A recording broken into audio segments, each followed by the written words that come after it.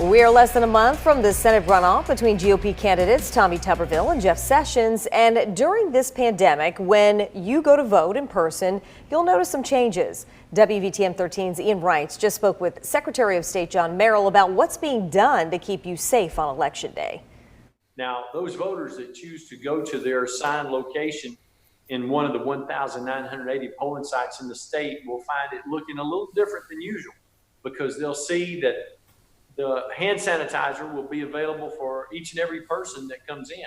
All the poll workers will have masks that they've been assigned to wear, non-latex gloves to use throughout the day, as well as disinfectant wipes and sanitized spray that will be available. Another thing to note is that when the election is over, that all of our polling places throughout the state will be cleaned by a professional cleaning service to restore them to their pre-election condition.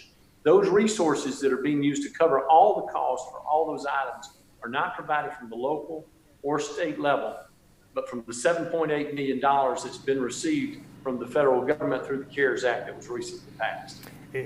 After that CARES Act funding is used both in July and November, do you want to see additional funds coming to states like Alabama for future elections? Well, obviously, if there's a need, then it's something that we should consider and something that we would endorse if it was necessary. But what we want to do is to provide a safe, secure, healthy environment for our voters as they go to the polls on Election Day.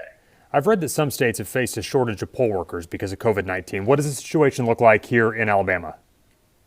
Well, we have been working with our probate judges since well before the introduction of the coronavirus back in March to ensure that they had the number of polling officials that they needed in order to conduct an election that would be administered in the same way that it usually is, which is effectively and efficiently in each one of our 67 counties.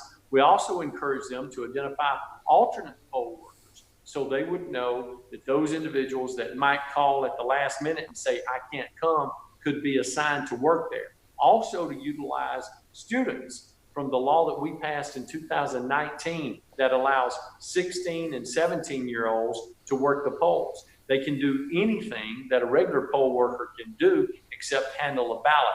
Once they're 18, they can do anything a regular poll worker can do. So we've taken the necessary precautions on alternate polling sites, alternate poll workers, and increasing the pool. Have you heard any concerns from folks in individual counties that they may not have the people they need?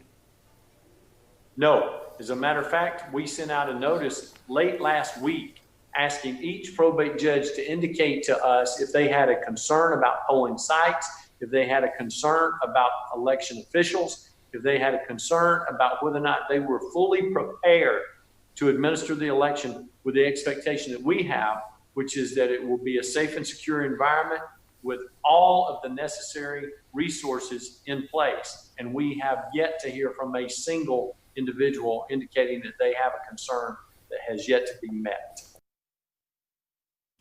Secretary Merrill also tells us his office filed an appeal to a ruling this week by a federal judge regarding the July runoff.